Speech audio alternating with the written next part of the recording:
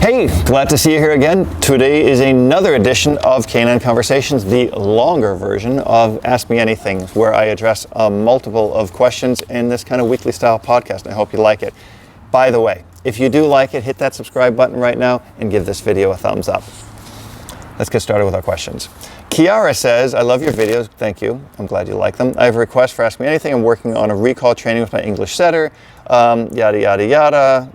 However, when I tried him offline, he seems to know that I wasn't able to reinforce by pulling on the lead if necessary and to ignore about 50% of my recalls. Yeah, so the dog is becoming collar-wise or line-wise, and what happens when a dog does that, then they do start to kind of figure out that you can control the dog or not. So you might want to use a lighter line if you're using a leash, maybe get a thinner line, and do little tricks like walk up to the dog and say, oh, good boy, and click the snap so that he thinks it's off, and then do the recall, right? So you want to do that. You can use a flexi lead, but be careful because a lot of those can be really super dangerous and you can get your fingers caught. But the other thing you might consider doing is getting somebody to help you out and going to a remote collar, because remote collars are a really good way to have a collar on the dog and no line. It's a natural transition for people to doing off-leash work is to do some good remote collar work. And remember, remote collar work is not about shocking dogs. So if any positive trainer is going to go out there and say, oh, you know, Robert's all about shocking dogs. I'm not really. I'm just about training dogs and giving them the benefits that they need, even if they're harder-headed dogs or stubborn dogs, because a lot of people would say, oh, these dogs are perfect. And if you start with a really nice puppy, a lot of them are perfect. But if you have some hiccups and you need a tool to help you with your dog, just go for it. Just do it. Do what's best for your dog. Josie Rita Cop says, I have a 10-month-old Labrador, very smart. He knows 9 different commands, but he only wants to listen to them when there's a treat involved. So he's even smarter than you're thinking because he's got you manipulated. And as soon as there's a treat, he wants to go through all the commands before I even say them. I've tried mixing them up, but that doesn't work. So I guess what you're really saying to me is twofold. One is the dog is only listening to you when there are commands involved. And the second thing is he's kind of doing the commands without you asking him to do the commands, which is really not good at all. You need to get the dog to understand that treats are a reward for a job well done. They're not a bribe, and they're not just there for the taking. So if the dog isn't perfect, then don't give him a treat. I don't know why people always insist on giving them a treat just because the treat's in their hand. Don't keep the treat in your hand. First of all, put the treat in a little zippered pouch. Make sure the dog understands that he's going to get a treat if he's doing the right thing, and he's not going to get the treat if he's not doing the right thing, because you're doing your dog no favors by making them completely treat dependent, because the dog will not listen to you when you're somewhere and you don't have treats or clickers or whatever your tool is. It's not about the tool. The only tool with the dog is your relationship. That is the number one tool. Now, you might use other tools to develop that relationship, but it is exactly that. You're developing a relationship with the dog. You are creating a foundation in the dog that makes the dog want to listen to you, because there's rewards involved, there's praise involved, there's this involved, there's that involved. But when it becomes just about the treat, I mean, he's going to listen to anybody who's got a treat, and you're not. That's really, really, really bad. Okay? Tomas Jasinski, I'm assuming I'm pronouncing this right. If I'm not, I apologize. What's the rule on letting your new puppy sleep in your room or in your bed? Any advice? I want to balance my dog's long-term well-being. It's an excellent question. Thank you so much for asking this. I love when I get questions like this, because what my real goal is to get people to have an amazing relationship with their dog. I don't care if your dog doesn't sit perfectly, stand perfectly, doesn't do competitive obedience, doesn't do IPO, Mondio, ring sports, isn't winning any agility or herding titles. I could care less about all that crap, because it's all crap. I like doing it because my dog likes doing it, and Janet does it because Jimmy and Dwayne and Bozman love to do it and are very, very good at it because of her training. But it's not about that. If we got a dog in our life that didn't want to do any of those things, that dog would be the happiest dog living in our home and enjoying that. That's what you really want. So the question on letting your puppy sleep in bed with you or in your room with you is multifold. First of all, you want to start the puppy out by teaching them independence. You want to give your dog strength. And that is sometimes hard, because you want the puppy with you. You want to cuddle the puppy and you want to coddle the puppy, but you don't want to create those behaviors, because it's going to be a huge, huge problem in the long run for the dog. The dog is then going to become so dependent on you, you're going to be fighting separation anxiety, and that's not something you want to do, because you're going to have a horrible behavior on the dog. So what I do, my general rule of thumb is when the puppy first comes home, the puppy goes in a crate, puppy goes in another room, you can cover the crate and let them cry, let them cry, let them cry until they understand that if they're crying and they get rewarded, in other words, crying, you take them out and take them with you, then they're understanding that what they're crying about, which is being alone, is a negative thing, because they've been able to extinguish it by a certain behavior. let them cry through it, and then teach them that that calm behavior is a rewardable behavior, because that's what you want. You want the dog to be stable. Once the dog is fine sleeping outside of your room, let him sleep in your room one night, not your room one night, because remember, you may end up boarding your dog. Your dog may end up going to a veterinarian and have to stay overnight if he gets sick or something like that. And you don't want the dog to completely flip out on the time that he can't be with you, because that's no time to teach him. That's the worst time to teach him, actually. And that's what I want you to really focus on, is that you're helping your dog to learn life skills. Once they get that, like Dwayne is now about, I think, 8 months old or so, and now in the last few weeks we've been moving Dwayne in, and he's sleeping in a crate in our bedroom with us, and with all the dogs, right? Bosman is there, we got Goofy and Maya and Jimmy and Dwayne, everybody's in the room with us, and it's like a big love fest, and it's awesome because he's learning to be calm in the crate. And then the next phase, which is probably going to come at about 11, 12 months, then he'll learn to sleep in the room with, outside of the crate. So those are phases you go through, because you want the dog to know there's a time to be calm and there's a time to be excited. And you don't want the dog being in the room acting all crazy and doing that, because it's not going to be fun for the dog. So that's a long question, a long answer to a very short question, but great question. So next, Margaret Baker says, I have had and trained German Shepherds in the past. I'm getting close to 60 and considering getting a German Shepherd for an ESA. I'm looking at a local rescue.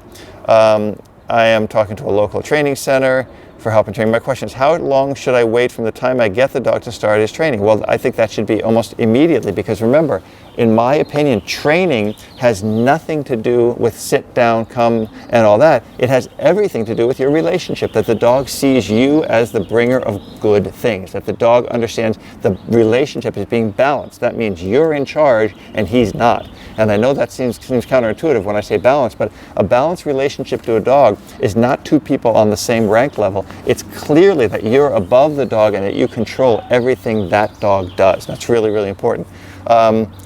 You're saying here, about he will be at the center 2 to 3 weeks for his basic training.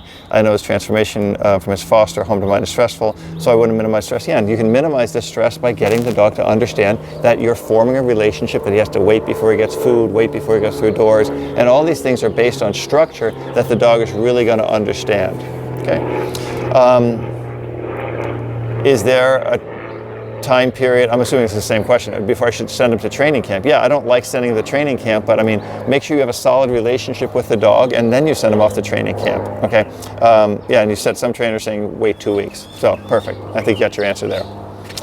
Next, Carter Living says, awesome video. Question, would you recommend traditional heel and focused heel being separate commands?